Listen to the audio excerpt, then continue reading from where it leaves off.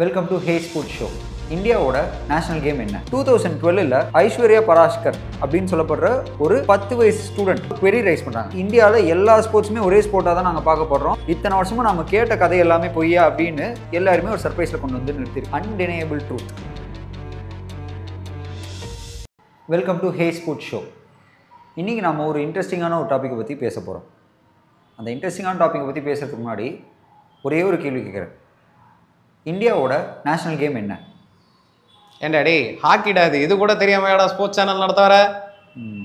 சரி சரி சரி சரி இருக்கட்டும் இருக்கட்டும். நீ கேட்ட ஒவ்வொரு கேள்வி என்ன செருப்பால் அடிச்ச மாதிரி இருக்குடா. மாதிரி இல்லை, உண்மையிலே செருப்பால தான் அடிச்சேன். இப்போ நான் ஒரே ஒரு விஷயம் சொல்ல போகிறேன். இந்த விஷயம் வந்து பார்த்திங்கன்னா நம்ம இந்தியாவில் இருக்கிற ஐஏஎஸ், ஐபிஎஸ், அதுக்கப்புறம் டிஎன்பிஎஸ்சி, யூபிஎஸ்சி ஆஸ்பிரன்ஸ் எல்லாருக்குமே ஓரளவுக்கு தெரிஞ்சிருக்கும். நியூஸ் நல்லா ஃபாலோ பண்ணுறவங்களுக்கு கூட இந்த விஷயம் வந்து தெரிஞ்சிருக்கும். என்னதுன்னா, இந்தியாவுக்கு நேஷ்னல் கேம்னு ஒன்று கிடையவே கிடையாது. என்னடி சொல்ற? நீ என்ன சொல்ற? என்னடி சொல்ற? இருங்க விஷயத்துக்கு வரேன். இந்தியாவோட நேஷ்னல் கேம் ஹாக்கி அப்படின்னு நமக்கு சின்ன வயசுலேருந்தே நிறைய டெக்ஸ்ட் புக்லேயும் சரி, ஸ்கூல் புக்ஸ்லேயும் சரி, அதுக்கப்புறம் வந்து டீச்சர்ஸுமே சரி நிறைய இடத்துல வந்து சொல்லி கொடுத்துருக்காங்க. பட் என்னன்னா, இந்தியாவுக்கு நேஷ்னல் ஸ்போர்ட் அப்படின்ற ஒரு விஷயமே கிடையாது. இது எப்போ இந்த விஷயம் வந்து வெளில வருது அப்படின்னு பார்த்தீங்கன்னா, 2012 ஐஸ்வர்யா பராஷ்கர் அப்படின்னு சொல்லப்படுற ஒரு 10 வயசு ஸ்டூடெண்ட் அவங்க என்ன பண்ணுறாங்க, ஆர்டிஐ அதாவது ரைட் டு இன்ஃபர்மேஷன் ஆக்ட் இது மூலமாக ஒரு query ரைஸ் பண்ணுறாங்க. என்ன queryனா, எப்போ வந்து இந்தியாவோட நேஷனல் கேம் ஹாக்கி அப்படின்றதுக்கான ஒரு ஆர்டர் வந்து கவர்மெண்ட் பாஸ் பண்ணுச்சு அப்படின்னு சொல்லி ஒரு query ரைஸ் பண்ணுறாங்க. ஆனால் அந்த queryலேருந்து ஒரு ரெஸ்பான்ஸ் வந்து சர்ப்ரைசிங்காக வந்துச்சு.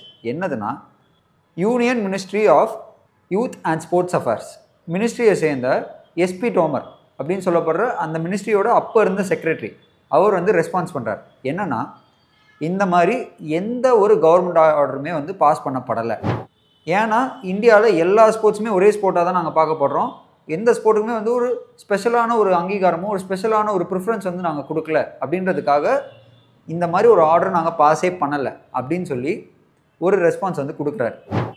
அதே நேரத்தில் இந்தியாவோட அஃபிஷியல் இந்தியன் கவர்மெண்ட் வெப்சைட்டில் வந்து பார்த்திங்கன்னா, இந்தியாவோட நேஷனல் கேம் ஹாக்கின்னும் இந்தியா ஹாக்கியில் என்னென்ன பண்ணியிருக்காங்க, அவங்களோட க்ளோரியஸ் பாஸ்ட் எப்படி இருந்திருக்கு, ஒலிம்பிக்ஸில் என்னென்ன விஷயம்லாம் பண்ணியிருக்காங்க அப்படின்றதுக்கான ஒரு ஹிஸ்ட்ரியே வந்து பார்த்திங்கன்னா அந்த ஒரு பேஜில் இருக்குது.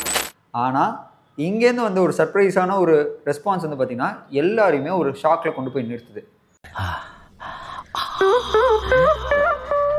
ஏன் சார் அழுகுறீங்க சார்? சவுண்ட் வரலையே சார்? எல்லாரும் என்ன ஏமாத்துறாங்க. அழாதீங்க சார். இத்தனை வருஷமும் நம்ம கேட்ட கதை எல்லாமே பொய்யா அப்படின்னு எல்லாருமே ஒரு சர்ப்ரைஸில் கொண்டு வந்து நிறுத்திருக்கு. இந்தியா பொறுத்த வரைக்கும் பார்த்தீங்கன்னா ஹாக்கியில் இது வரைக்கும் ஒலிம்பிக்ஸில் 8 கோல்டு, 4 பிரான்ஸு, அப்புறம் ஒரு சில்வர் வந்து ஜெயிச்சிருக்காங்க. இந்த 8 கோல்டு எப்போ ஜெயிச்சாங்கன்னா 1928, 1932, 1936, 1948, 1952, 1956, அப்புறம் 1964. அது இல்லாமல் வந்து பார்த்தீங்கன்னா பிரான்ஸ் எப்போ ஜெயிச்சாங்க அப்படின்னு பார்த்தீங்கன்னா இப்போ ரீசெண்டாக 2024 ஜெயிச்சாங்க. இதுக்கு முன்னாடி 2020 ஜெயிச்சாங்க. அதுக்கு முன்னாடி பார்த்தீங்கன்னா 1972 ஜெயிச்சாங்க. அப்புறம் 1968 ஜெயிச்சாங்க. சில்வர் வந்து பார்த்தீங்கன்னா 1960 ஜெயிச்சாங்க. ஸோ கிட்டத்தட்ட ஒரு 13 மெடல் வந்து பார்த்தீங்கன்னா ஒலிம்பிக்ஸில் இந்தியா வந்து ஹாக்கியில் வந்து பதிச்சிருக்காங்க. இதில் அதுவும் இந்த மிட் 20th சென்ச்சுரி டைம்லலாம் வந்து பார்த்தீங்கன்னா இந்தியா ஹாக்கியில் கொடி கட்டி பறந்துட்டு இருந்த காலம்.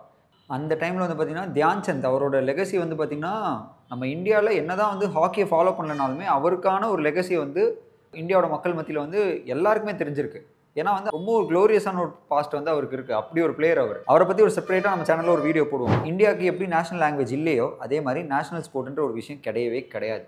இது வந்து பார்த்திங்கன்னா இந்தியாவுக்கு நேஷனல் கேம் கிடையாது, நீங்கள் வந்து ஹாக்கி வந்து டவுன் பண்ணுற மாதிரி ஒரு வீடியோ போடுறீங்களே, இது பண்ணாமல் இருக்கலாமே அப்படின்னு நீங்கள் கேட்குறது எனக்கு புரியுது.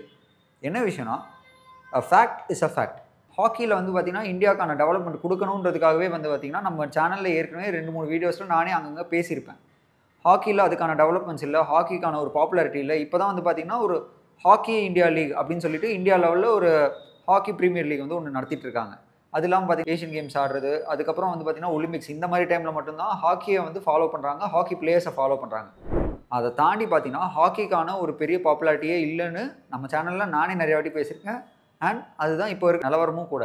ஏன்னா ஒரு கிரிக்கெட்டுக்கு, அதுக்கப்புறம் பார்த்திங்கன்னா ஒரு பேட்மிண்டனுக்கெலாம் இருக்கிற அந்த ஒரு சப்போர்ட்டும் அந்த ஒரு பாப்புலாரிட்டியும் இந்த ஹாக்கிக்கு சரி, ஒரு ஃபுட்பாலுக்கு சரி, ஒரு டென்னிஸ்க்கு சரி இந்த சைடில் வந்து சுத்தமாக கிடையாது அப்படிங்கிறது தான் இப்போ இருக்கிற ஒரு அன்டெனியபிள் ட்ரூத். இது எல்லாம் மாறணும் அப்படின்னா கேம்ஸ்க்கான ஒரு ஃபண்டிங் வந்து அதிகப்படுத்தணும். அதுக்கப்புறம் பார்த்தீங்கன்னா அந்த கேமுக்கான ஒரு மார்க்கெட்டிங்கும் சரி, அதுக்கப்புறம் அதுக்கான ஒரு ஸ்பான்சர்ஷிப்பும் சரி, அது வந்து அதிகப்படுத்தணும். அதுக்கு வந்து பார்த்தீங்கன்னா இந்தியாவோட கவர்னிங் பாடிஸும் சரி, அந்தந்த ஸ்போர்ட்ஸோட கவர்னிங் பாடிஸும் சரி ப்ராப்பராக சேனலைஸ் பண்ணணும். அண்ட் அதுக்கான ஒரு வேலை வாய்ப்பை வந்து அதிகப்படுத்தணும். இது எல்லாமே நடந்தால் மட்டும்தான் பார்த்தீங்கன்னா அந்தந்த ஸ்போர்ட்டுக்கான ஒரு டெவலப்மெண்ட் வந்து பார்த்தீங்கன்னா இந்தியாவில் பெருசாக நடக்கும். வெல், இதே மாதிரி இன்னும் இன்ட்ரெஸ்டிங்கான வீடியோஸ் பார்க்கணும், இன்னும் இன்ட்ரெஸ்டிங்கான ஃபேக்ட்ஸ் பற்றின வீடியோஸ்லாம் பார்க்கணும் அப்படின்னு நீங்கள் நினச்சிங்கன்னா, ஸ்போர்ட்ஸ் பற்றின வீடியோஸ்லாம் பார்க்கணும் அப்படின்னு நீங்கள் நினச்சிங்கன்னா, ஹே தமிழ் யூடியூப் சேனலுக்கு மறக்காமல் சப்ஸ்கிரைப் பண்ணுங்கள், லைக் பண்ணுங்கள், ஷேர் பண்ணுங்கள். அப்படியே எங்களோட சோஷியல் மீடியா சேனல்ஸையும் வந்து பார்த்தீங்கன்னா ஃபாலோ பண்ணுங்கள். அண்ட் உங்களுக்கு இதே மாதிரி இந்தியாவோட மற்ற ஸ்போர்ட்ஸ்லாம் டெவலப் பண்ணணும், இந்தியாவில் வந்து பார்த்தீங்கன்னா ஸ்போர்ட்ஸ்க்கான வேறு ஏதாவது விஷயங்களை பற்றி பேசணும் அப்படின்னு நீங்கள் நினச்சா அதை வந்து நான் எங்களோட கமெண்ட் பாக்ஸில் வந்து மறக்காமல் தெரியப்படுத்துங்க.